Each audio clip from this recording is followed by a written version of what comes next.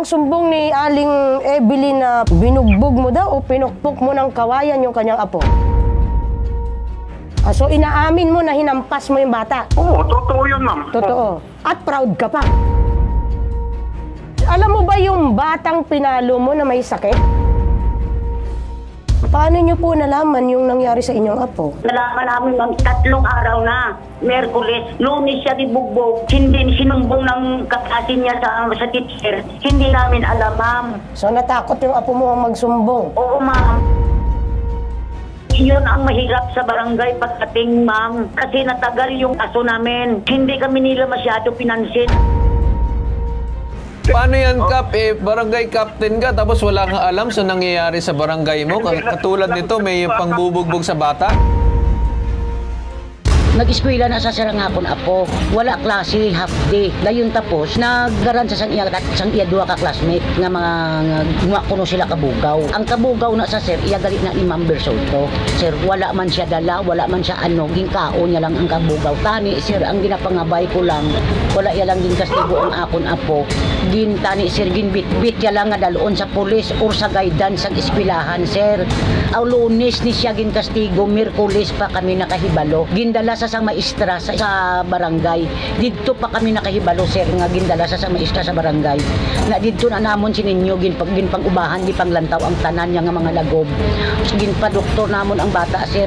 Ipadoktor namon ang bata, sir. Wala man sila nagsabat, ginpabayaan man lang nila, sir. Wala gid sila, sir, nagpakikita sa amon or nag-istorya na lang, sir. Isubong, sir, ara sa barangay ang amon kaso. Imagine na bala, sir, ginatagaan kami. Last na lang tani namon subong na hearing. May hindi sila mag-atubang, sa kutob lang kami, sir, nga ginasingkasingkahan.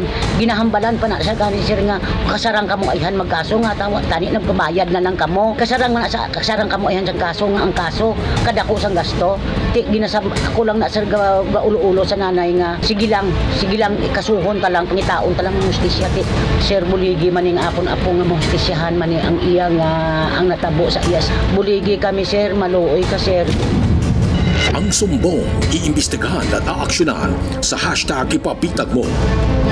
Kasalukuyang nasa probinsya ngayon sa Cadiz si Lola Evelyn. Wala siya ngayon dito sa ating studio pero makakausap natin sa kabilang linya. Magandang araw sa iyo, Nanay Evelyn. Ano po ba ang nangyari? Niyaya sa ng mga kaklase niya, naglakad-lakad sila hanggat nakadating sila sa bahay ni Sir George Bersolto. Nakita nila yung puno ng kabugaw, suha yung sa Tagalog. Iniyaya siya ng mga kaklase niya na umakyat sa suha. Hindi makaakyat yung apo ko, ma'am. Nandoon lang siya sa gate, nag-akyat sa aligi ng gate. Diyan lang siya nag-abot-abot ng bunga ng kabugaw. Nakakuha siya, ma'am, ng isang piraso, kinain niya. Nagsigaw yung may-ari. Umakyat agad ang apo ko. Ang dalawang bata, nandun pa sa taas, sa puno. Pag-akyat ng apo ko, ma'am, hindi na pinansin yung dalawang bata ng may-ari. Yung apo ko, ito ang pinansin niya. Kinuhaan niya ng kawayan at saka pinalo ng kawayan. Pinagpapalo. Matanong ko lang po, Ma'am Evelyn, kung paano po ba sinaktan? Nakadapa na yung apo ko sa kalsada. Grabe. Malapit sa puno. Hinampas siya una-una sa kamay. Nagdipinsa yung apo ko sa ayat yan kasi maigo yung opera niya. Ano po yung may ginamit ba na panghampas sa kanya? Malaking kawayan. Anong sinabi ng anak nyo doon mismo sa tao na nananakit sa kanya? Ang sabi niya lang, sinumbong niya sa amin, maawa ka ng tito. Tama na, tito, may opera ko, tito. Hindi nagkinig sa kanya, sir. May nakakita ba sa nangyari? Ang dalawang bata lang, sir, na kasama niya. Wala man tao sa mga kapitbahay ng teacher kasi may klase eh. Paano nyo po nalaman yung nangyari sa inyong apo? Nalaman namin, ma'am, 3 araw na. Merkules, Lunes siya dibugbog. Hindi sinumbong ng kaklase niya sa teacher. Hindi namin alam, ma'am. So natakot yung apo mo ang magsumbong? Oo, ma'am. Nilagyan niya lang ng yung kamay niya. Nanay, nung nalaman nyo na nabugbog na, ano po yung next na hakbang na ginawa ninyo? Sinamahan kami ng teacher sa police headquarters. Hindi kami tinanggap sa police headquarters kasi hindi daw sa kanila ang problema. Iya daw sa Women's Days. Magpunta kami sa Women's Days doon. Binigyan kami ng Women's Days endorsement para barangay. Okay. Yun ang mahirap sa barangay pagdating, ma'am. Kasi natagal yung aso namin. Hindi kami nila sila masyado pinansin. Tanggapin namin, hindi namin kaya magkaso kasi mahirap kami masyado, ma'am. Sa pulis ba ang nagsabi na magsampa na lang kayo o sa barangay? Barangay. Makakausap natin ngayon, nasa linya si Cap Ogli Villasin. Hindi naman kay yung ang case sa Bausi yun eh. So, nakapasa sila sa tatlong sa procedure, tapos nalupon sila, saka di sila magkasundo ng yung ginakasuhan nila. Ang gigawa ng barangay, gibigyan lang sila ng lupon ng certificate to file action. Oh, Cap, ang sabi kasi ni Nanay Evelyn, parang inano pa rito ng Bausi ninyo na sinabi na bakit? Kaya mo bang magkaso?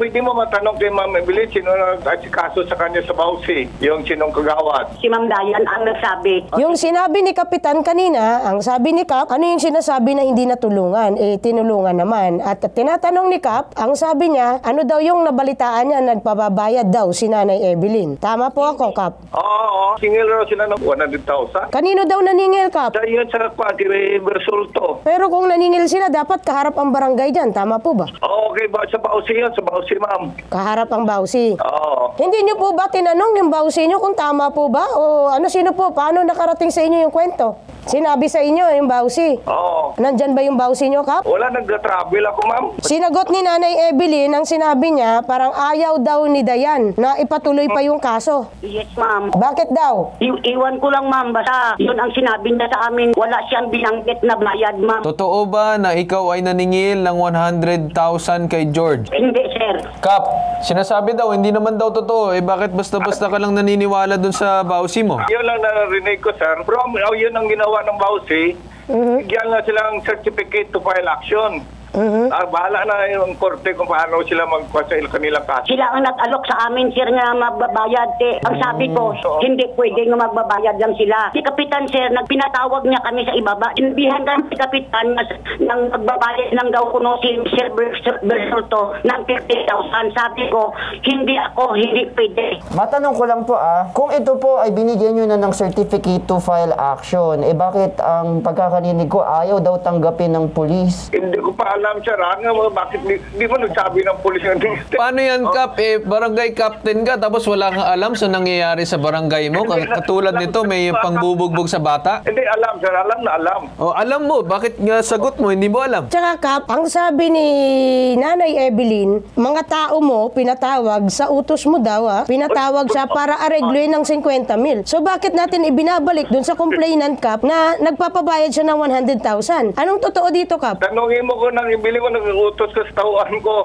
Nagambal pa siya. Kasasabi niya lang, Cap, Huwag mo na ako nagsabi ng gano'n kay nang ibilin. Tanongin, nagsabi siya sa iyo na? Marinig ko nang ibilin. Ma'am, excuse anay, ma. 10,000, 10 lang ang 10. 15,000? Si George ba ay nagpakita po sa barangay nung ipinatawag ninyo? Napakita sa ma'am. Sige, sabihin mo lang kayo nang ibilin. Marinig naman ko. Pwede ako tawagan mo tapos kung anong gusto ya. Para rin ang inyo magawa para matulungan natin sila. Kaya ang sinasabi ni Cap, papakinggan niya daw si Manang Evelyn ngayon kung anong kahilingan ni Manang Evelyn, kung ano yung maitutulong niya. Mamaya after daw ng airing natin, titingnan ni Cap kung anong maitutulong niya. Pero nagharap ba kayo, ma'am, nung una at pangalawang beses? Ang una, sir. Pag ikalawa, wala na, sir. So, isang beses pa lang kayo, ma'am, nagkita? Una-unang hearing sa Lupon. So, una, pumunta. Pangalawa, hindi. Pangatlo, hindi nagkatugma ng schedule. Oo. So, nabigyan ka ba ng certificate to file action? Oo, sir. Cap, anong magagawa mo para kay Ma'am Evelyn? Kung paano magkuha sa abogado ya, kung anong itutulong ko sa abogado ya, kasi kami hanap ng abogado kung gusto sa. Hindi ba pwede, Cap, na ikaw na mismo kumuusap kay George para gawa ng paraan? Sige, pwede, sir, pwede. Kasi ikaw naman yung barangay captain, you take care of the community, so dapat responsibilidad mo yan. Ito bang si George Bersolto, humingi po ba ito ng paumanin sa ginawa niyang pambubugbog? Humingi na, oo. So inaamin niya na talagang ginawa niya yung pambubugbog dito. Thank you, Cap, Thank you so much, Cap, sa oras mo, Cap, Pwede kaya natin matawagan yung George Bersolto? Sir George, ano daw ang sumbong ni Aling Evelyn na binugbog mo daw o pinukpok mo ng kawayan yung kanyang apo? Pulis pang ma'am. Hindi mo siya binugbog. Hindi ko sinugbog, ma'am. Hinampas lang. Hinampas. Pinalo. Hanggang masira yung kawayan, Sir George. Hinampas mo lang siya hanggang sa masira yung kawayan. Hindi ang kawayan, ma'am. Kabuk na. Ang sinasabi mo yung kawayan, yung bulok na. Oo, bulok na, ma'am. Bulok. Yun ang pinamalo mo. So bakit mo naman po pinalo? Nakakatulog ko bala, ma'am. Inang mga alas 3 ng hapon, ma'am. Tiyan ko, narinig ko na may tao sa labas. Tatlo sila, ma'am, ka bata. Hindi mangbog bata, magdagko naman ang ibang gani, ma'am.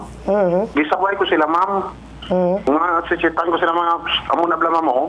Tatlo ka bisis, ano ko nila, ma'am. Tapos, yung katlawan po nila, ma'am. Ta-translate ko dito sa mga kasama ko, ha? Ang sinabi ni sir, hindi niya binugbog, hinampas lang ng bulok na kawayan. Kasi daw, natutulog daw siya ng alas 3 ng hapon, may nagulat siya na may mga bata daw sa labas. Tama po? Oo. O, 3 bata daw. Hindi naman daw mga bata, kundi medyo mga binatilyo na. Tama po? Oo, sakto na, ma'am. Oo, tama.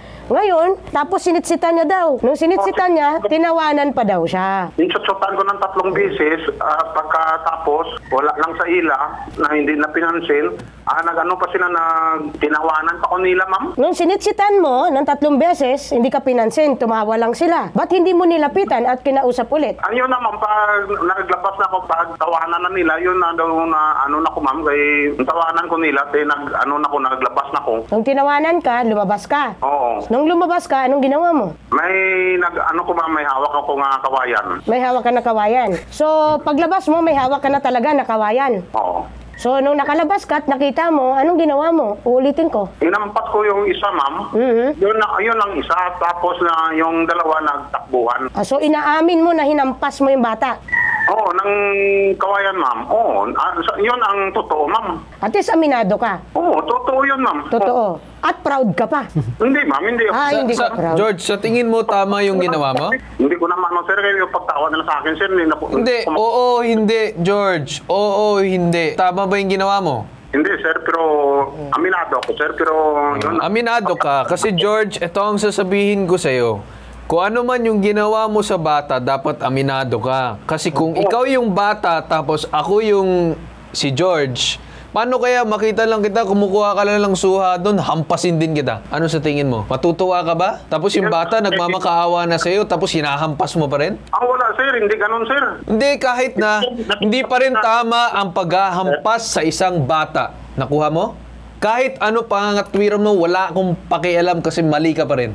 Nakuha mo? Kahit sino, bakit ka maghahampas ng bata kahit loko-loko yung bata na yan?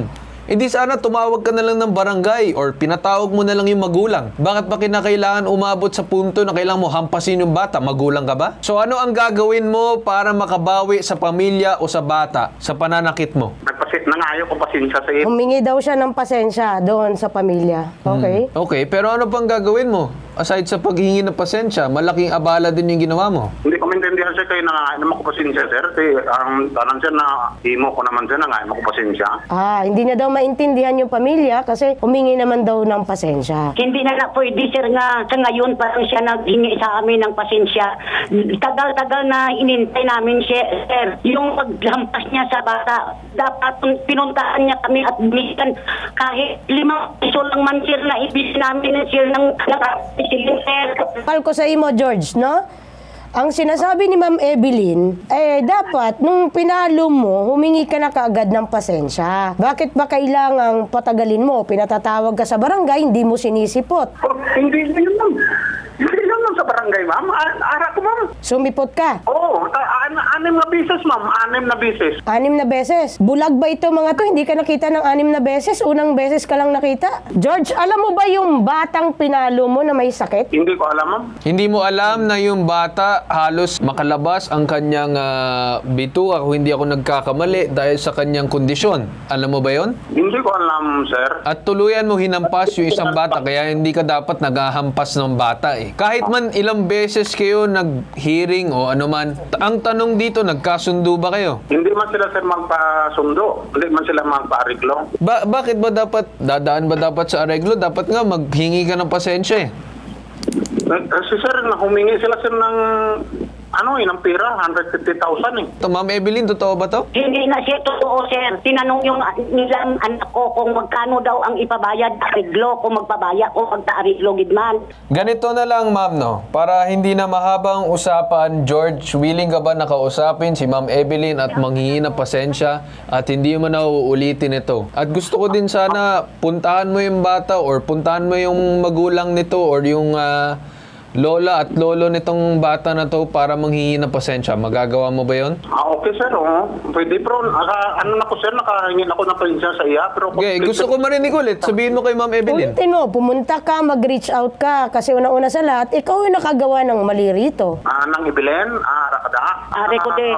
Manda mo kayo ng pasensya ko kay nadala lang ko sa emosyon. Hindi ko intensyon gid na amog isa tong bata. Wala gid ko intensyon. Yun ang sabi ko sa inyo. Ngayon ka pa lang naghingi ng pasensya sa amin na marami na kaming nagawa sa bata namin. Ngayon, kung hindi namin naagapan yung ang apo ko, George, siguro hindi ko lang alam kung anong nangyari. Ang sabi ko lang, George, sabta lang ang imo sa labton. Kaso, mag-istorya yung anak ko doon sa barangay, sinasabihan ninyo na hindi kaya magkaso kasi ang kaso parami-raming pera. Ngayon, sa totoo lang, George, wala kaming pera. Nakita mo, wasak yung bahay namin, wala kaming pera. Ngayon, naghinga kami tulong sa kay Bentulpo. Yun ang nangyari, George. Walang may nangyari na ganun sa barangay. Okay, ganito na lang. Mas maganda makinig ka, George, no? Tatawagan natin yung asset ng DSWD, no? Spokesperson, si Ma'am Irene Dumlao. Ma'am Irene, good morning po sa inyo. Unang-una po, we would like to mention that the DSWD is committed to uphold children's rights to protection from all forms of violence. Kung kaya nga po ang DSWD is closely working with the local government units, particularly the local social welfare development officers.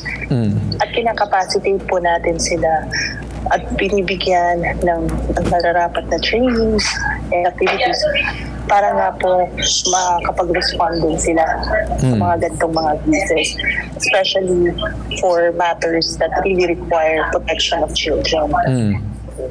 Sir Karen, gusto po natin i-mention na ang mga barangay ay meron pong mga barangay child protection council na kung saan may mga appropriate action po na isinasagawa for duty bearers and service providers. So through the BCPC, maaari po natin inapit itong kaso na ito upang karoon ng nararapat at sa appropriate na venue for the dialogue and for the determination of appropriate intervention para nga po dito sa bata na ito. Actually, Mama, if I may, no? Nagkaroon sila ng hearing daw sa bawsi ng barangay at sa Lupon. But hindi nagkaroon na maayos na usapan between the two parties. Hindi na sabi kung bakit. Tapos itong kapitan is may sinasabing iba na parang inaalay-alay lang dun sa kanyang tao dun sa bawsi. Not really sure of what's happening. Tapos ngayon, nakausap namin din yung mismong inireklamo, inaamin niya yung pagkakamali na, mukhang hindi pa rin natututo kasi ang sinasabi is nanghihinang paumanhin. Iba pa rin kasi, ma'am, yung angas niya. No? Yun yung masasabi ko, ma'am. Well, yeah, yung nga pong ating Barangay Child Protection Council is in charge of yung pagpaplano at pag-i-implement ng mga activities on child protection doon po sa barangay level. So tama po yun, kasama po talaga yung punong barangay, yung committee member on health, education, and family affairs, and gayon din yung child representative at iba pong mga ahensya ng pamahalaan. On the part naman po of the DSWD, maaari naman po tayo magbigay na aside from the technical assistance, resource augmentation because that's one of the mandates of the department. Kung kinakailangan po na tulungan natin yung bata para sa kanyang pangangailangan medical, psychosocial services, maaari naman po natin ibigay yan through our field office. And kung kinakailangan pa ng mas masusipang intervensyon, maaari rin po natin gawin yan kasi that's all part of yung sinatawag na natin na case management. So makakausap po ng ating social worker, yung bata, pamilya, ng family members or duty bearers ng bata, and then from there we could determine what what additional interventions that can be possibly be provided po sa kanila. And Sir Carlo, ito nga po yung lagi natin sinasabi na it really takes a village to raise a child. Dapat po talaga nagtutulungan ng iba't ibang miyembro ng komunidad para nga po talaga matiyak natin na yung best interest ng bata ay ating matugunan at maprotektahan. Sige, ma'am. Ayun lang naman, ma'am, yung itinanong namin at aasahan namin, ma'am, yung magiging assistance nyo, ma'am. So, paano po, ma'am, yung case nila if ever magsasampa sila ng kaso? Well, sa aspeto naman pong legal, paari naman po natin idulog doon sa appropriate agency that could provide the assistance to them para kung gugustuhin po nila na magsampa ng kaso, then pwede nga po natin sila i-refer. Now, on the part naman po of social welfare, yun, titiyakin po ng DSWD na kung anumang tulong nararapat para sa bata at sa kanyang pamilya ay atin naman po maibibigay. Sige po, Maaari ma'am. po sila makipag-ugnayan sa aming field office na pinakamalapit po sa kanila para nga po masusi pa po natin malaman kung ano po yung details nung pinagdaanan ng bata at paano pa po natin sila matutulungan. Sige, ma'am. Aasahan namin yan at we'll be referring the details and the complainants to your office. Maraming salamat po, ma'am. Ma'am Evelyn, narinig mo idudulog ka namin sa DSWD. No, tutulong na sila sa inyo para po doon sa pagpa-file niyo po ng kaso. At kung ano pa pong maibibigay na tulong. Ito ang nag-iisang pambansang sumbungang tulong at serbisyo, may tatak, tatak bitag, tatak Ben Tulfo. Tatak, hashtag, ipabitag mo.